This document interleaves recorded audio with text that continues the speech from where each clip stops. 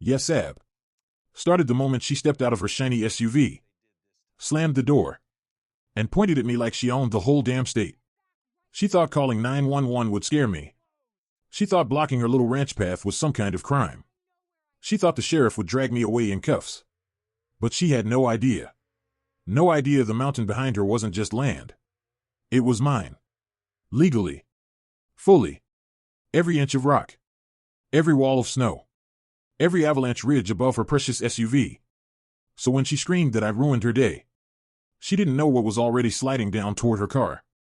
And when the ground rumbled, and she turned around, and saw her SUV disappearing under a mountain of snow, she finally realized. She picked a fight. She could never win. But that wasn't even the craziest part. Hey everyone. Welcome back to HOA Nightmares, where I bring you real HOA chaos, petty revenge, and the kind of justice you wish happened in your neighborhood. I'm Jake. I live way out near the mountain ridge. Ex-military. Now a land surveyor. And definitely someone HOAs really shouldn't mess with. If you've ever hated HOA letters, petty fines, or bossy neighbors who think they run your life, then hit subscribe. You're gonna love this one. Also, drop a BOOO HOA in the comments. Let's show the Karens how many of us are done with their nonsense. And share this video with someone who's had their own HOA nightmare. Trust me. They'll thank you later. I was standing on the frozen ridge, my boots half buried in the snow, my snowmobile idling behind me, when I first heard that angry engine roar from below. Karen's SUV. I didn't know her name back then. But the energy, the attitude, the volume of anger coming out of that vehicle. Yeah. You could smell the HOA on her before she even opened the door. She didn't park. She didn't slow down. She didn't even try to see if the trail was blocked for a reason. Nope.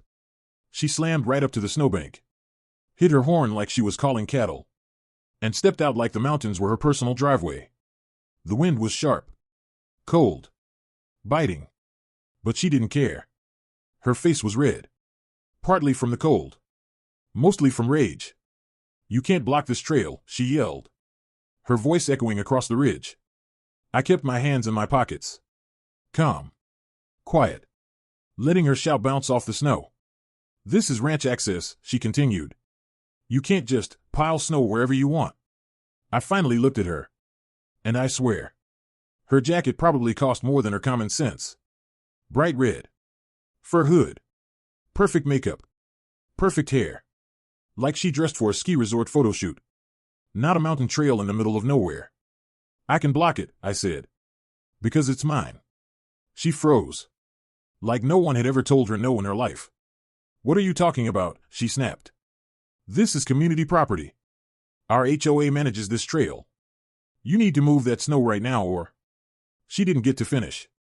Her phone was already in her hand. Already dialing. Already shaking with fury. I watched her walk back to her SUV, muttering things like, illegal, lawsuit, sheriff better hurry. I leaned against my snowmobile, looking up the ridge. Because that's when I heard it. A deep, low rumble. The kind of sound you feel in your chest before you understand it. The snowpack had shifted the night before. The temperature had dropped. And the mountain was holding more weight than usual. I knew this. Because monitoring this mountain is literally my job. That's why I had blocked the trail. Not because of her. Not because of her HOA rules. But because anyone going past that point could trigger the avalanche. She didn't know. She didn't ask. She didn't care. She was too busy screaming into her phone, telling 911 she was being threatened by a man on a snowmobile. I had to bite my lip to keep from laughing. A sheriff truck rolled up a few minutes later. 2 deputies stepped out, both of them recognizing me. Both of them giving me that oh boy, what now, look. Karen marched straight to them, pointing at me like she discovered a criminal mastermind. He blocked the ranch trail, she yelled. He threatened me. This is HOA land. Arrest him.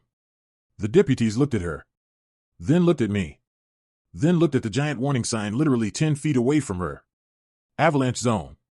They tried to explain, tried to calm her down, but she kept cutting them off, arguing, insisting, demanding they enforce community rules. She didn't listen, not even when the rumble grew louder. Not even when the snow on the ridge started shifting. Not even when one of the deputies said, "Ma'am, you need to step back." She just kept talking. And then, it happened. A crack. Sharp. Like the mountain exhaled. And the entire wall of snow broke loose. I saw the deputy step back. Saw the panic hit Karen's eyes for the first time. Saw her spin toward her SUV. But it was too late. The avalanche didn't crash. It rolled. Smooth. Unstoppable. Swallowing her SUV like it was a toy in the bathtub. Snow blasted everywhere. A white wave of frozen chaos.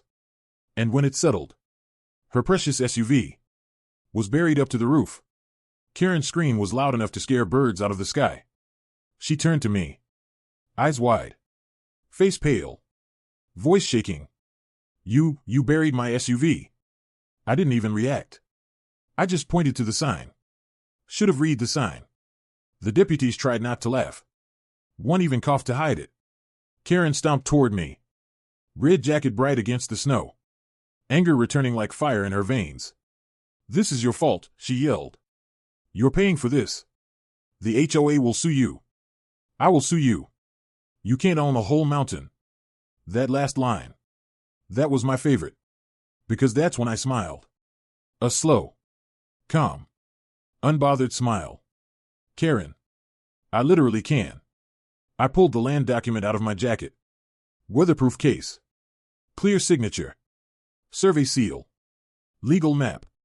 Her face melted. Right there. In real time. Like she saw a ghost. She whispered. "You own this?" "Every inch of it," I said. "You shouldn't have been here in the first place." She didn't blink. She didn't breathe. She didn't speak. Just stood there. Surrounded by cops.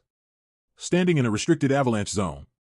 With her SUV buried like a fossil behind her. Then she whispered. "You're kidding, right? And that's where I want you to answer something. If you were standing there, seeing her SUV buried, hearing her scream, what would you have said to her? Tell me in the comments. I want to see the best line." Karen stood in front of me. Shaking. Angry. Confused. Like her brain was buffering. Trying to load a reality she didn't want to accept. Her SUV was still buried behind her. Just the side mirror sticking out of the snow. Like a tiny little white flag. The deputies walked around the pile. Trying not to smile. But honestly, they weren't doing a great job. Karen spun toward them. Hands flying in the air. Her voice going high enough to scare mountain goats. "You're just going to let him do this?" Deputy Mills. Older guy. Thick mustache. Veteran patience. Looked at her gently. "Ma'am, nobody did this to you." "The mountain did." "No," she shouted. "He blocked the trail. He trapped me. He set this up. This is criminal. I swear." The look on Mills' face was priceless. He blinked. Then blinked again. Then looked at me like, "Is she for real?" I shrugged. Because honestly, I was asking myself the same question. She marched closer. Boots sinking into the snow. Hair bouncing under the red headband. Face bright red. Not from the cold now, but from pure HOA-level rage. "You are responsible for my vehicle," she said. "You're paying for every bit of damage." I stepped sideways. Just a little. Letting her see the posted sign again. "Avalanche zone, do not enter, land under private management." Her eyes scanned it. Slowly. Like the sign personally betrayed her. Like it should have magically bent its letters to match her beliefs. "That sign," she muttered. "That sign isn't approved by the HOA." One of the deputies actually laughed. Out loud. Then instantly turned it into a cough. But the damage was done. Karen's head whipped toward him. "You find this funny?" "Ma'am," he said. Straightening. "It's a state-issued warning sign. It doesn't need HOA approval." She looked like she was about to explode. You know that moment when someone's brain mixes anger, denial, and panic. All at the same time? Yep. That was her. A full mental blender. She stomped closer to me. Close enough that I could see the snowflakes stuck in her eyelashes. "You listen to me," she growled. "I don't care what paperwork you have. This trail is community property." "Not anymore," I said. It was sold 2 years ago. She blinked hard. Processing. Calculating. Trying to figure out a way to make reality bend to her will. We didn't approve any sale, she snapped. I sighed.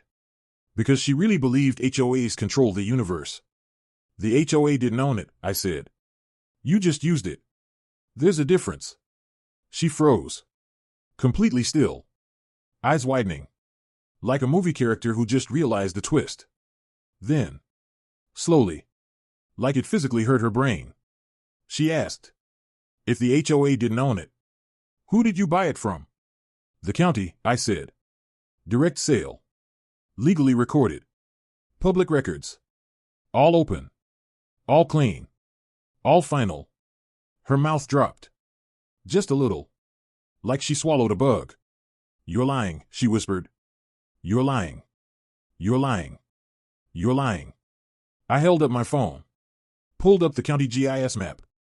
Highlighted parcel 402B. Zoomed in. Showing my name. My signature. My survey stamp. There it was. In bright digital ink. Her eyes flicked over it. Back and forth. Like she expected it to glitch into another name. It didn't. The deputies leaned in. Nodding slowly. Confirming everything. Karen's breathing got heavier. Faster. Her boots shifting nervously in the snow. But that means. That means, I said. Finishing for her. You're trespassing. She gasped. Like the air around her vanished. Trespassing? I've used this trail for 5 years. That doesn't make it yours. But the HOA doesn't run this mountain. But I'm a ranch owner. On your ranch. Not mine. Her face was a storm. Of disbelief. Rage. And humiliation. She looked at the deputies. Begging for backup. Tell him he's wrong. Tell him the HOA outranks this. Mills rubbed the bridge of his nose. Clearly exhausted by her. Ma'am, he said. As gently as he could. You don't outrank a land deed. Karen staggered back. Like she'd been punched by paperwork. Her eyes drifted to her SUV. The buried shape. Slowly frosting over. Turning into a perfect tragic sculpture. She pressed her hands to her head. Oh my God. My car. My insurance. My premium. My deductible. Then she turned to me. Eyes wide. Like a lost child. What am I supposed to do? Call a tow truck, I said. Tell them to bring a dig crew. They'll get it out in a couple hours. A couple hours, she screamed. I have somewhere to be. You should have read the sign, I said again. Because honestly, she earned that one twice. She stomped closer. Pointing a finger in my face this time. Her gloves brushing my jacket. This isn't over, she hissed. The HOA will hear about this. The board will come after you. We will file complaints. We will take action. We will. She stopped. Because the deputies both stepped forward. Hands resting on their belts. Calm. Firm. Official. Ma'am, Mills said. You need to calm down. And you need to leave the restricted zone. Right now. But my SUV. We'll supervise while you call a tow, he said. But you're not staying here alone. And you're not climbing that snow pile. It's still unstable. She let out a dramatic groan. Threw her hands in the air. And stomped toward the shoulder of the mountain. Pulling out her phone. I watched her pace. Back and forth. Back and forth. Gesturing wildly. Like she was negotiating a hostage situation. The deputies moved closer to me. Both of them looking at the avalanche zone. And then at her. So, Mills said quietly. You gonna tell me what she did to make you block this trail? I smirked. That's the funny part. She wasn't even the reason. Then why, he asked. I nodded toward the upper ridge. At the fracture line. Still visible. Still shifting. That avalanche was happening today. No matter what. I blocked the trail so nobody would get hurt. The younger deputy swallowed. Eyes widening. So she actually could have been killed? Oh yeah, I said. Easily. If she had walked 20 more feet. She'd be under 10 tons of snow instead of her SUV. He shook his head. Slow whistle. Damn. I leaned on the snowmobile, watching Karen argue with her tow company. Still furious. Still yelling. Still convinced the world owed her something. That woman, Mills said softly, is gonna bring you a world of headaches, Jake. I nodded. Because he wasn't wrong. Karen wasn't the type to let something go. She was the type who filed complaints about mailbox colors. The type who measured her neighbor's fences. The type who wrote angry letters at 2 a.m. She'd be back. She'd have plans. Schemes. Retaliation. HOA-style warfare. And weirdly, I wasn't worried. Because I had something. She didn't know yet. Something big. Something that would flip the entire situation upside down. Something that would make her regret ever stepping onto my mountain. But that part of the story. That's where things get wild. So tell me. If you were in my boots right now, what would you do next? Warn her, or let karma handle the rest? When I walked back inside the house, the door slammed behind me harder than I intended. My hands were shaking, part rage, part guilt, part adrenaline from watching my younger sister get tasered like she was some kind of criminal. Mom sat on the couch, breathing heavily, one hand gripping her chest and the other clutching her walker as if it were the only thing keeping her upright. I knelt beside her immediately. Mom, listen. I'm going to fix this. I promise you, I said, adjusting her oxygen tube gently. She nodded slowly, eyes glossy but determined.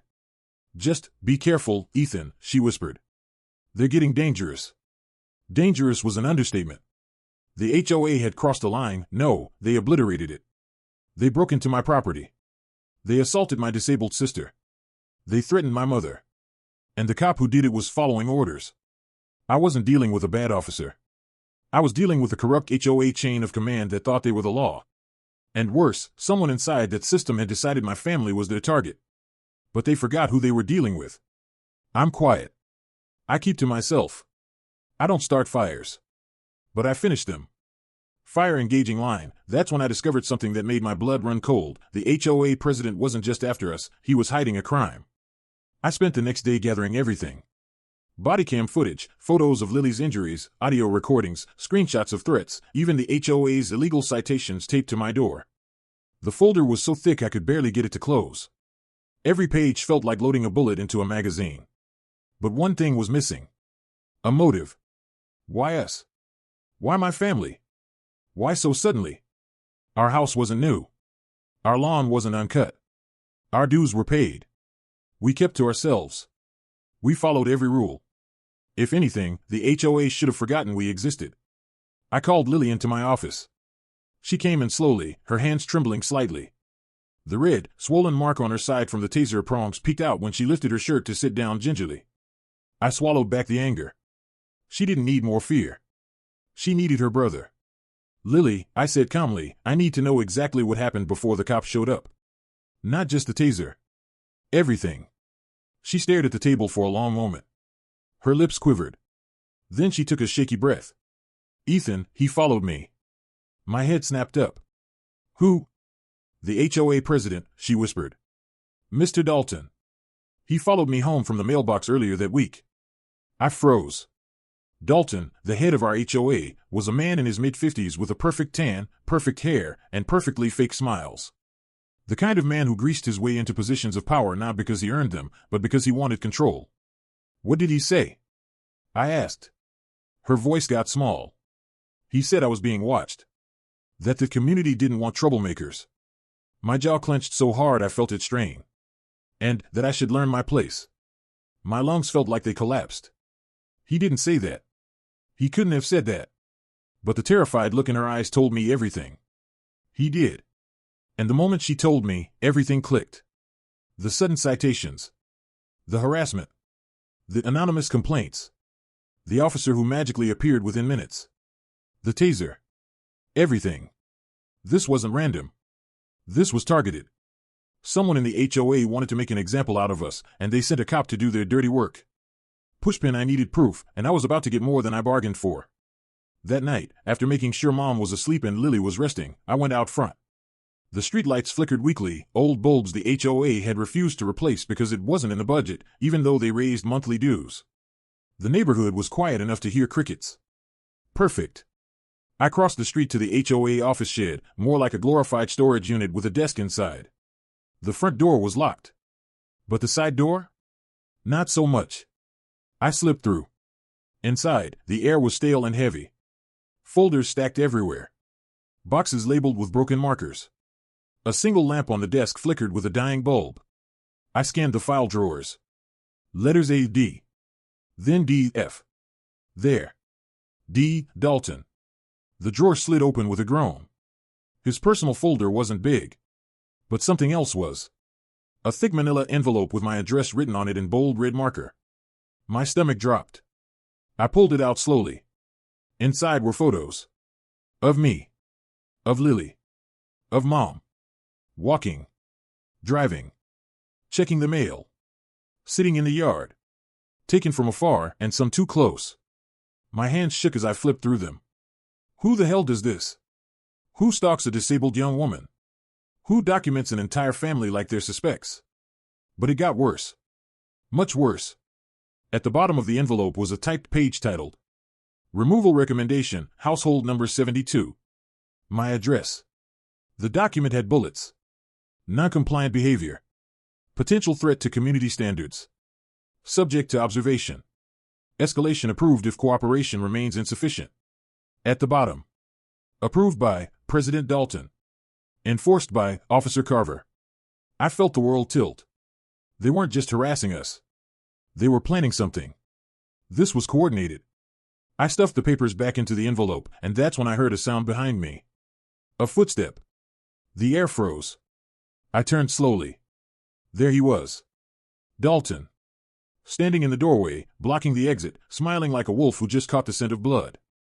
Well, he said softly. Curiosity really does kill. I slid the envelope into my jacket, tightening my grip on it. You've been spying on my family, I said, my voice barely controlled. He shrugged. This community needs order. Some families create problems. You sent a cop to hurt my sister. He chuckled. Actually laughed. That girl didn't know her place. And you, he stepped closer, eyes dark. You should have kept her in check. Anger flooded my bloodstream like fire. I'm reporting you, I said. He tilted his head. To who? The board? I am the board. He took one more step toward me. Walk away, Ethan. Move out quietly. Don't make this harder. I didn't move. I didn't blink. I didn't breathe. He wasn't threatening me. He was threatening my family. And that was the last mistake he would ever make. But the next morning, everything exploded. And the HOA made their most dangerous move yet, one that forced me to fight back with everything I had. I barely slept that night. Every time I closed my eyes, I saw Dalton's twisted smile in that dark office, heard his threats echoing in my skull. The way he talked about my sister, about my family, felt like poison settling in my chest. By the time the sun rose, I was sitting at the kitchen table with a cup of black coffee, staring at the manila envelope I'd taken from the HOA office. I kept replaying his words, trying to understand how someone could get this drunk on power. Mom shuffled into the kitchen slowly, her walker squeaking against the tile. I stood to help her sit. Ethan, she whispered, are we safe? I forced a reassuring smile, but my voice betrayed the truth. I'm going to make sure we are. But I didn't know just how soon things would escalate. Because at 7:24 a.m. sharp, the HOA made their move. Police car like the attack begins. A loud bang shook the entire house. Then another. And another. I rushed to the front door, but when I opened it, my heart stopped.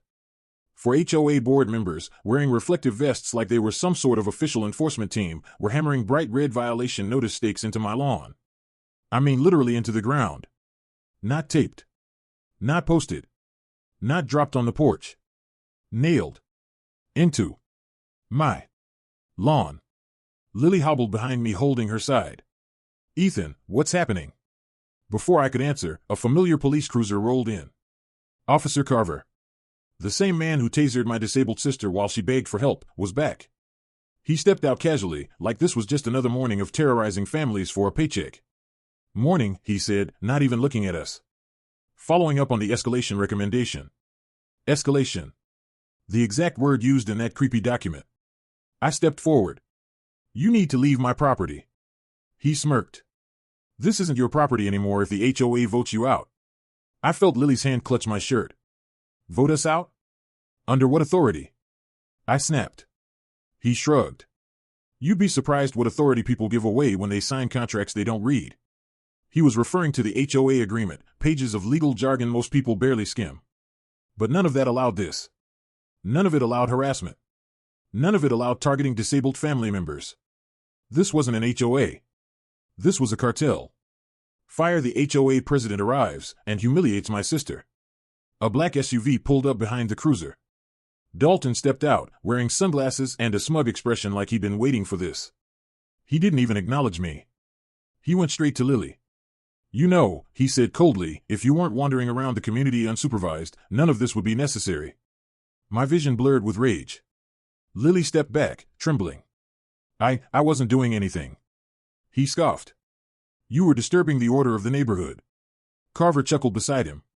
I stepped between them so fast Carver reached for his taser again. You talk to my sister again, I growled, and I swear. Dalton cut me off. Careful, Ethan. Threatening a board member can result in immediate penalties. He handed me a stack of papers, neatly bound. What's this? I demanded. Your eviction notice, he said calmly. Your family's presence is lowering the neighborhood standard. You have 72 hours to vacate. Lily gasped. Mom yelled from inside, what? Over my dead body. Dalton smirked. That can be arranged. I took a step toward him, fists clenched, ready to end this with my bare hands. But that's exactly what they wanted.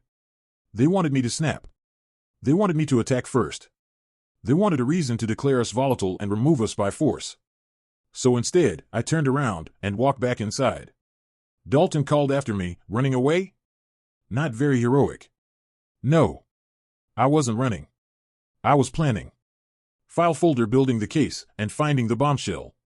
I dumped the entire manila envelope on my dining table. Photos spilled out. Documents. Reports.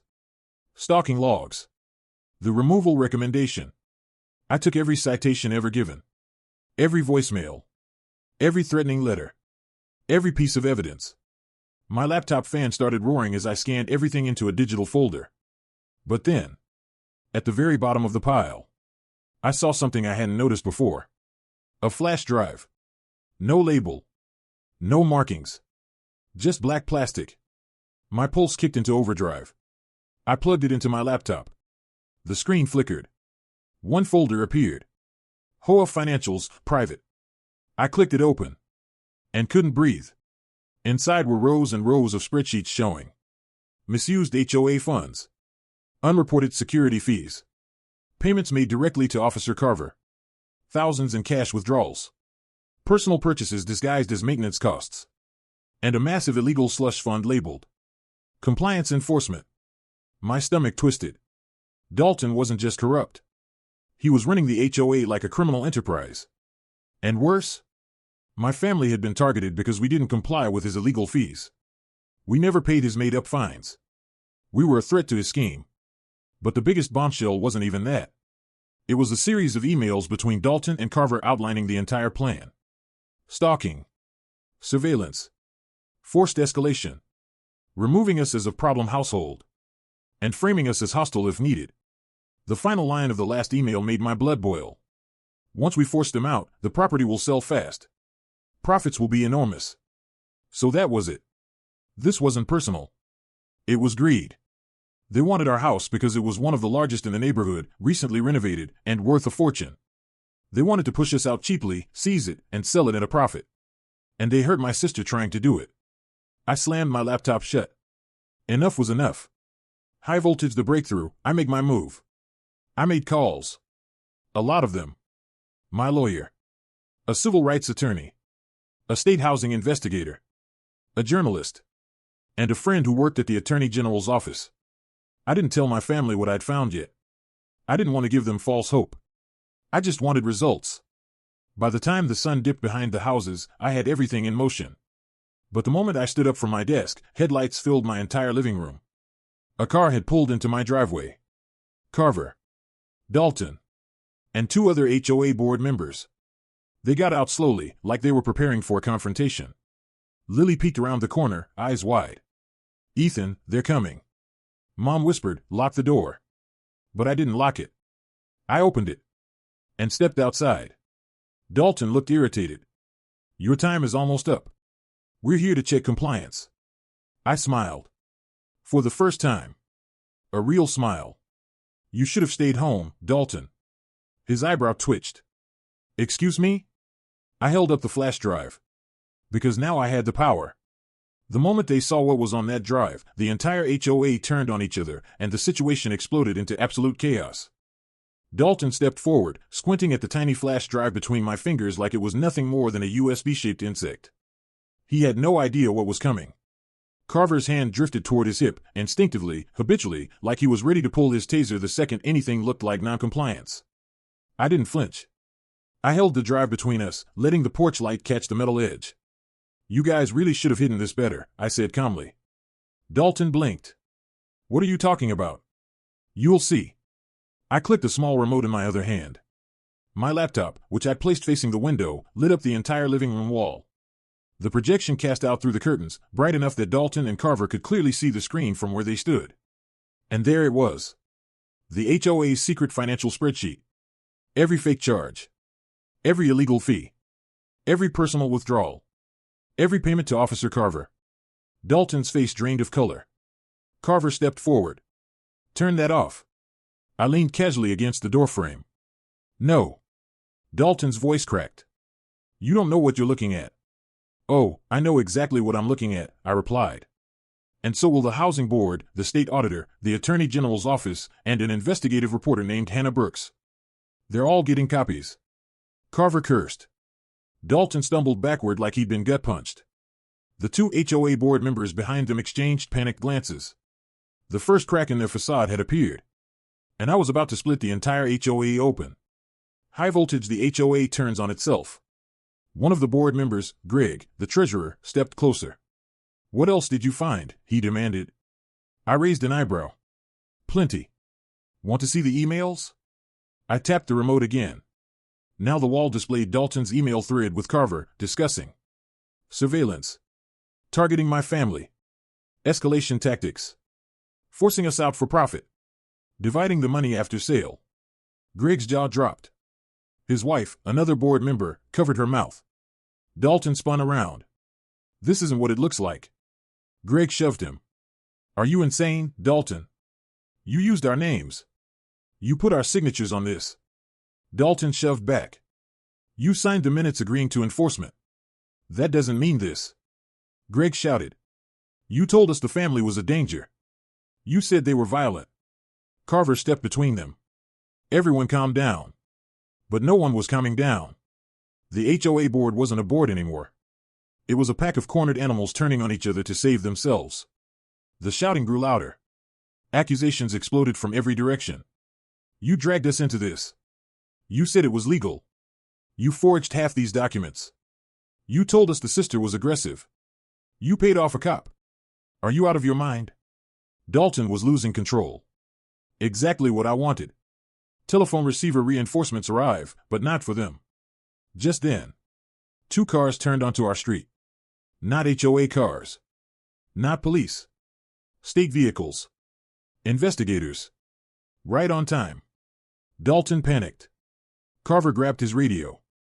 I stepped off my porch and walked right past them toward the arriving cars. One of the investigators, a stern woman in a navy jacket, got out and shook my hand. Mr. Hayes? We received your email. Dalton rushed over. This is a misunderstanding. You cannot just. She ignored him completely. We'd like to see the evidence. I pointed at the lit-up living room window. Take a look. Greg and his wife backed away like the investigators were radioactive. Carver pulled Dalton aside, whispering aggressively. I didn't need to hear the words. Their body language said everything. We're screwed. Police car light. Carver snaps, the most dangerous moment yet. The investigators moved toward the house to photograph the projection. And that's when it happened. Carver stepped directly into my path. You think you can ruin our careers? He growled. Yours was already ruined, I replied. You just didn't know it yet. His hand shot toward his taser.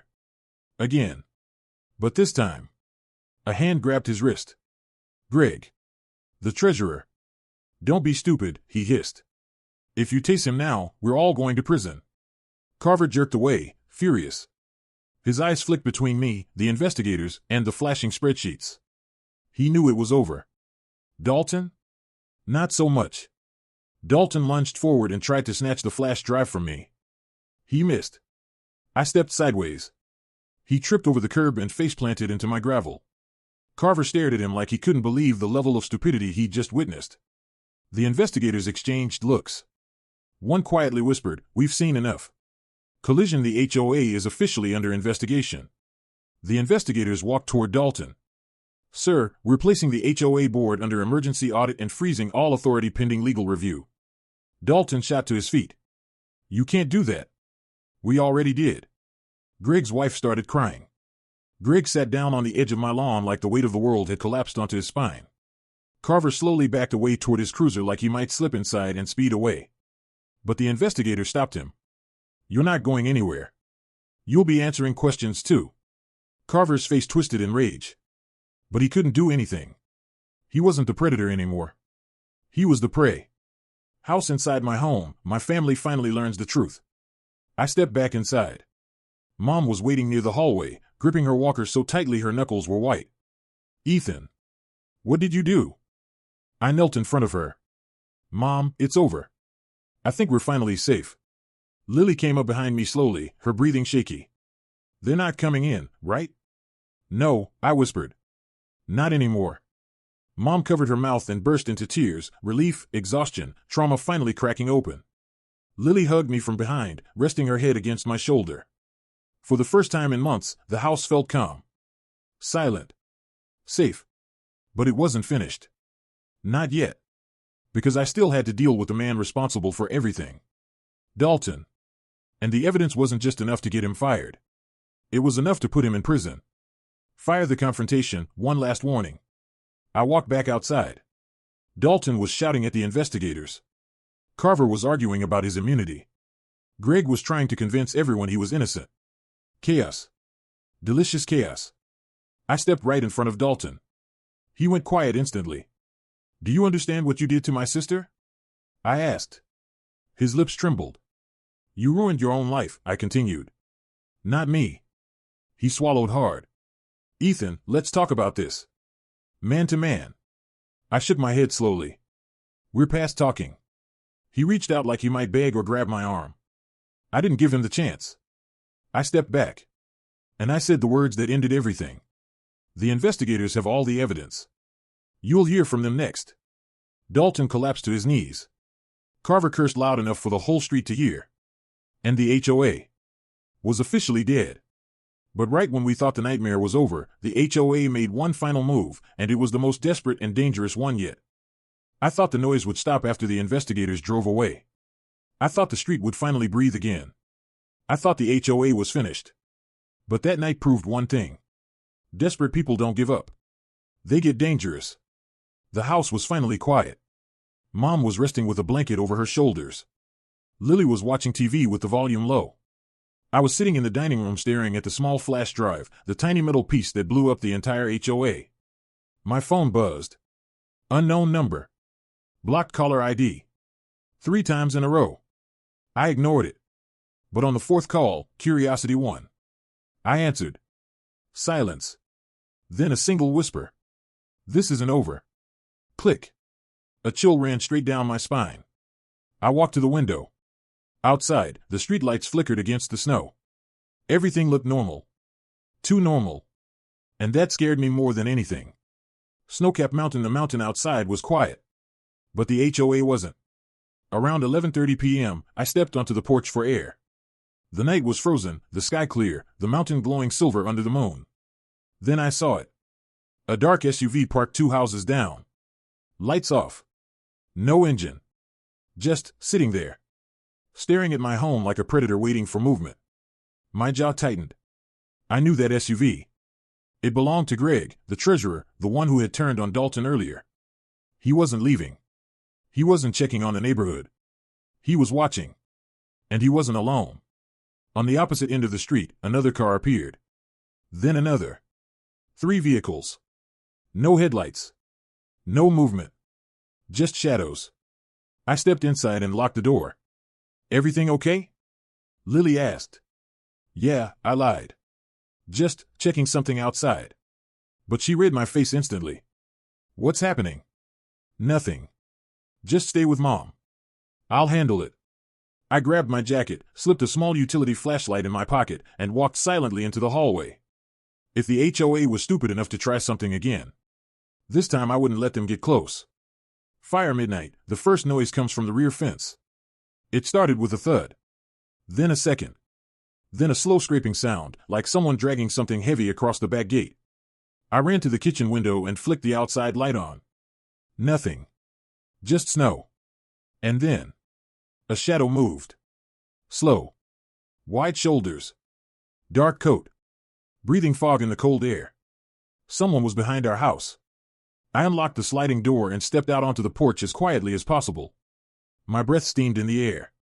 A faint crunch of snow came from the far corner near the shed. I moved closer. My heart pounded. The moon lit the yard in pale silver. Then a figure stepped into view. Greg. Flashlight in one hand. Crowbar in the other. His face was twisted, fear mixed with anger mixed with desperation. He wasn't here to talk. He was here to break in. High voltage Greg, drop it. He froze. Slowly turned. Saw me only a few feet away. Ethan, listen, he said, breath shaking. I need that flash drive. It's my life on there. You should have thought about that before you obeyed Dalton. He stepped closer. Crowbar still in hand. You don't understand, this isn't just a fine. This is prison. Actual prison. I have kids. I have a family. And you put my family in danger. His eyes twitched. He looked like a cornered animal about to bolt or bite. Greg, I repeated, calm but sharp. Drop the crowbar. For a moment, I thought he would. But instead, he lifted it. Just slightly. Just enough. Enough to make a choice. A bad one. I grabbed the nearest thing within arm's reach, an old snow shovel leaning against the wall. Not to hit him. Just to keep distance. Greg flinched. And took a step back. He wasn't brave. He was terrified. But terrified men still do stupid things. Police car like that's when the other HOA cars pulled up. Two shadows moved along the side of the house. I turned sharply. Two more HOA board members, Tom and Erica, slipped into the yard through the broken side gate. They froze when they saw the shovel in my hands. I froze too. Tom raised his hands. Whoa, look, we're not here to fight. You're trespassing, I snapped. On my property. At midnight. Erica swallowed hard. We just need the copy of the files. We didn't know Dalton was doing all that. Greg pointed at my pocket. Please. Just give it to us. Delete it. Something. Anything. I exhaled slowly. This isn't just about files anymore, I said. It's about what you let happen. You stood behind Dalton when he targeted my sister. You supported every action he took. Tom shook his head quickly. We didn't know it was illegal. You didn't care. And just like that, the tension snapped. Fire suddenly, someone else spoke behind me. Well, look who's here. My stomach dropped. That voice. Dalton. He stepped into the yard from the shadows behind my shed, wearing a thick black coat and holding something metallic. Not a weapon. A phone. Recording. He grinned like a devil catching sinners. Breaking and entering, attempted assault, threats with a shovel, trespassing, he said slowly. All documented. I took a step back. What are you doing here? I asked coldly. Oh, just cleaning up my board, Dalton said, waving his phone at Greg. These idiots cracked under pressure. Now I'm collecting proof that you threatened them. He pointed the phone at me. And trust me. I'll use it. Greg, Tom, and Erica looked horrified. We didn't agree to this. Greg hissed. You don't need to, Dalton whispered. You already ruined your lives. Now he's coming with me. Warning, you're not taking me anywhere. Dalton smirked. You think you still have leverage? The investigators left. They haven't arrested anyone yet. That means I have time to flip the script. He stepped closer. Phone still recording. Voice cold. Eyes full of ego. You handed them your house tonight, he said. And I'm about to bury you with it. Something in me snapped. Not anger. Not fear. Clarity. I raised my voice, loud enough for the recording. Dalton, you are trespassing with 3 board members, carrying a weapon, attempting to intimidate and forcefully remove a homeowner from his property. You planned this. You organized it. And you're recording it for leverage. His smile faded. I pulled out my own phone. Started recording. Lily's voice suddenly came from the porch. Ethan? What's happening? Dalton turned, annoyed. And that was his mistake. Because behind her stood 2 state investigators. Clipboards. Badges. Flashlights. They had returned. And they had heard everything. Dalton froze like a man struck by lightning. Greg dropped the crowbar instantly. Tom stepped back. Erica burst into tears. The investigator raised her voice. All of you, step away from the homeowner. Now. Fire Dalton's final words before they took him away. He tried to speak. To argue. To twist the situation. But his voice cracked. This isn't over. The investigator cut him off. It absolutely is. And within minutes, the HOA board was escorted off my property. Dalton was placed in a state vehicle. Carver, who had lurked in the car down the street, was taken too.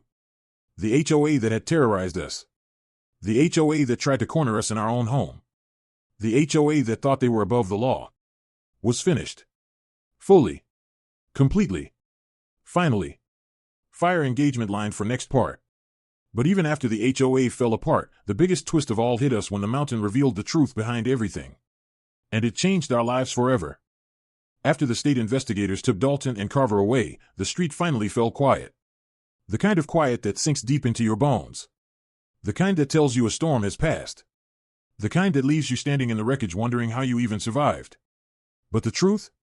My fight with the HOA wasn't really about rules. Or power. Or fines. Or even the Avalanche. It was about something deeper. Something older. And something I didn't fully understand. Until the mountain revealed it. Crescent moon the morning after, a strange silence. When I woke up the next day, everything felt different. No pounding on the door. No shouting. No threats. No HOA trucks parked outside. Just cold morning light pushing through the curtains. Mom was already awake, humming softly in the kitchen. Lily sat beside her with a cup of tea, finally smiling. A real smile. Not the tense, fragile one she had worn for months. You slept in, Lily teased. Feels weird, I said. Peace and quiet. Mom touched my arm gently. Peace isn't weird, she said. It's just rare. I exhaled slowly. Maybe she was right. We ate breakfast together, something we hadn't done without tension in a long time. But when I stepped outside, I saw something I didn't expect. A line of orange cones. Fresh tracks in the snow. Warning tape stretched across the property line. And a sign. State Geological Survey, active site. Do not enter. My stomach tightened. What now? The mountain was not done with us. A woman in a reflective vest walked toward me holding a clipboard. You must be Mr. Hayes, she said. Yeah. What's going on? She pointed toward the top of the ridge, where the avalanche had come from. We reviewed the terrain after your incident, she said. And something unusual came up. Unusual how? She motioned for me to follow. We walked through the backyard, through the trees, up the narrow path that led toward the ridge. The snow crunched under our boots. The cold air stung my face. And an uneasy feeling crawled up my spine. Finally, we reached the base of the slope. She stopped. Turned to me. Nodded upward. Look. I looked. And froze. The avalanche wasn't natural. Not even close. The ridge had a cut in it, sharp, straight, mechanical. Like someone had sliced into the snowpack. With equipment. Days or weeks before the collapse. What is that? I whispered. A deliberate trigger point, she said. Someone weakened the slope. My blood went cold. You're saying someone caused the avalanche? She didn't answer. She didn't have to. Because I already knew. Dalton had blamed me. Yelled at me. Attacked me. Called the police on me. And tried to bury my sister under rules. But the mountain had been tampered with. Long before I blocked Karen. Long before the snowmobile. Long before the 911 call. Someone wanted something to happen up here. Something big. Something destructive. Fire the investigator's theory. She continued. Based on the cut distance, we believe someone used a powered saw. Probably at night. We found footprints frozen beneath the last snowfall. My heart hammered. Whose? I asked. We'll figure that out soon, she said. But whoever it was, wasn't doing maintenance. What were they doing? She sighed. Trying to create a natural-looking accident. I swallowed hard. You think it was the HOA? We can't confirm that, she said. Yet. That word echoed in my skull. Dalton had been greedy. Obsessed. Fixated on forcing us out.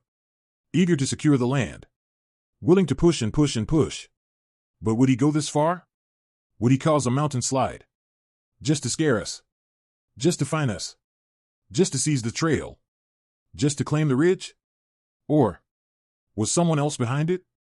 Sunrise over mountains, the truth in the snow. The investigator knelt beside a marker flag sticking from the snow.